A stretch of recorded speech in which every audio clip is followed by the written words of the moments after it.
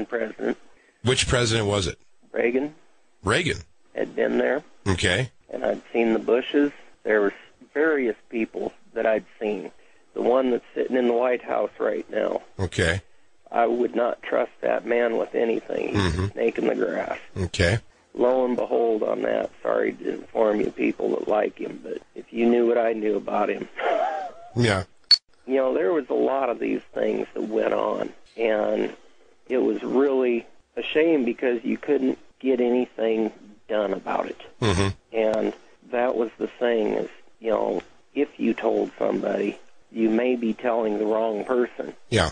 And it would leak out, leak up, whatever, and you may find yourself dead. You may find family members dead, hurting, whatever. I've been shot at 3 times. I was riding my bike in Portland, Oregon, and I got intentionally hit by a car. They drove by about 50 miles an hour and opened their back door and hit me. Wow. Okay, I got epilepsy out of that. So, you know, this is what I have to deal with. Yeah. And that just because I went to work for somebody in good faith. Yeah. And ended up seeing way more than I ever wanted to or dreamed of. How many children or young people that were involved in this, how many of them do you think were utilized in snuff films? Was there a lot done, or was this something that was a rare occasion?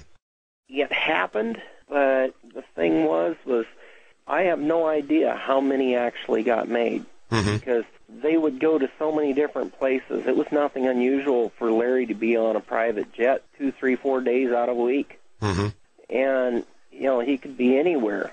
And, you know, some of these things were cloaked in secrecy because a lot of them were instigated out of FAC. That's the Air Force Base in Omaha. That's Strategic Air Command. What did they have to do with it? That's where a lot of the MK Ultra things went on, the mind control. Okay, now let's talk a little bit about that, because when you say the mind control, you know, now how familiar were you with Paul Benassi? I testified at his trial against Larry King, where he won the $1 million judgment. This is the civilian lawsuit that Benassi filed against him, right? Yeah. I think it's February 5th of 1999 in Judge Warren Urban's court. Okay. You know, I knew Paul. I wasn't really close to him. Yeah. But, you know, I knew of him. That's pretty much the way most of the people I knew in Larry's organization, I knew of them, but I didn't want to get close to any of them. Right, okay. A lot of the kids were brought in. They were either drugged or they'd take them through this MK Ultra and do the mind control. Larry was very good at that. Now, and you say that the SAC base, Offutt Air Force Base in Omaha, that was a facility where they took these kids? Yeah. Let's go back to the Air Force Base, because I know Paul Benassi talked, you know, quite extensively about stuff that he had been through. He was also, from what I understand, the psychiatrist that looked at him. He was himself a multiple personality, had been traumatized, and these compartmentalized personalities had been set up in him from when he was just a child. He claimed that he had been taken to Offutt Air Force Base, did he not? Yeah.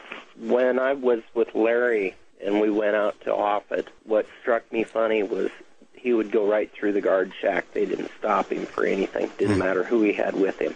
Okay, so it kind of implies that he was well known there. Oh, yeah. Yeah. Let me ask you this, Rusty, in your time with him around Larry King, did you ever see or know about any kind of cooperation that he may have had with any kind of government agencies, i.e. CIA or any of these other agencies that might be involved in some kind of covert activity? Oh, yeah. You know, Michael Aquino was a colonel in, what was it, Army or... He was in the Army. He had various ties to, like you said, the CIA and the FBI, things like that. Yeah. Getting back to that daycare center I was telling you about. Yeah. The guy boarded up the doors, and we were on a private jet to Washington, and he called Wadman, and it was beyond his hands by that time, and the sheriffs, he called them trying to get it opened up. They didn't want to touch it. State Patrol didn't want to touch it, so he was upset, and he called Reagan direct, and I sat there and listened to the phone call. Yeah.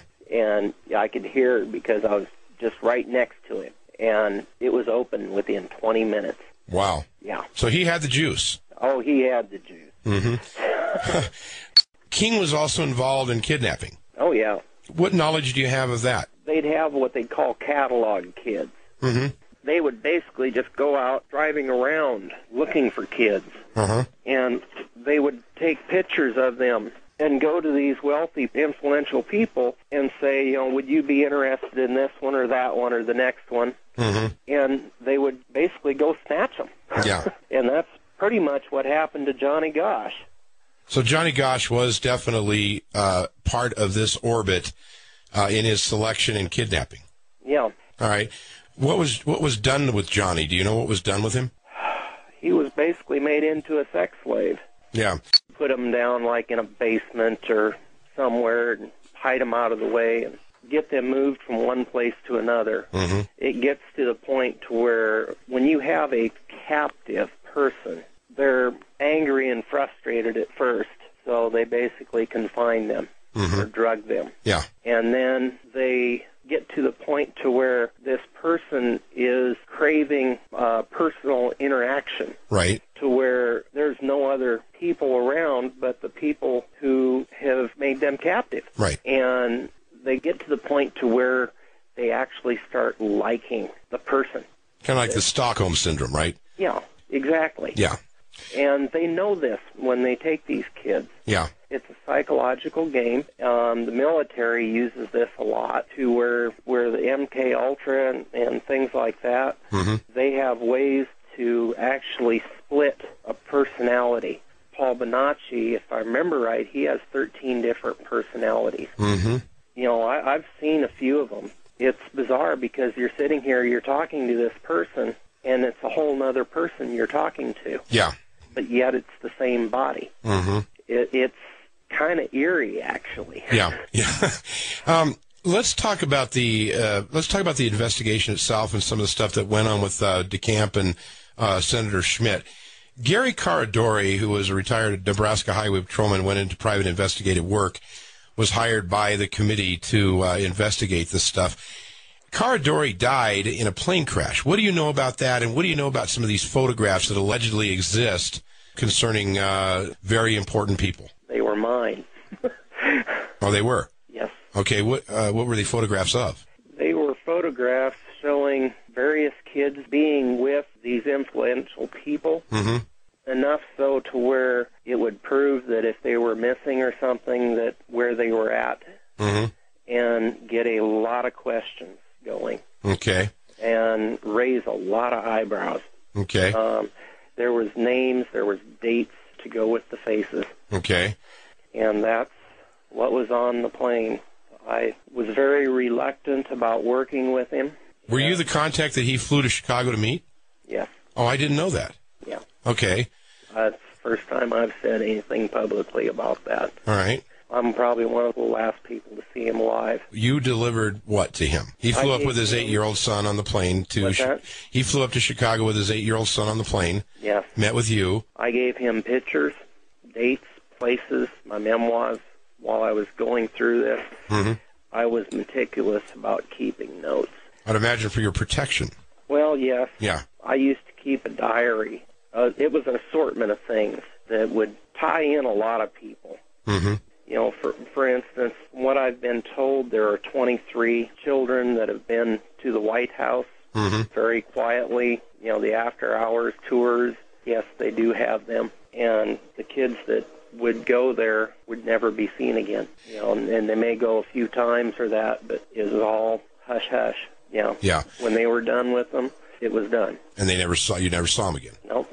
Can you speculate on what you think might have happened to them? I would bet they're probably with the